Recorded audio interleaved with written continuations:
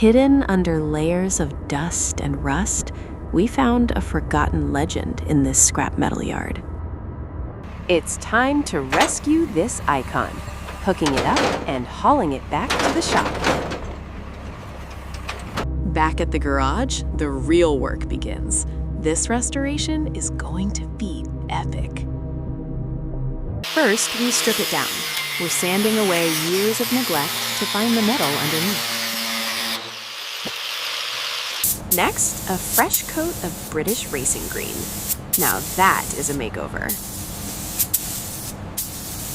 Giving it that satisfying deep clean, washing away decades of grime. The details matter. We're bringing the interior back to its former glory. Now for the heart of the beast. The engine is coming out for a complete rebuild. New pistons, new seals, and pure power. Hear that engine roar back to life. From scrap metal to a masterpiece, this Mini Cooper is ready for the road again.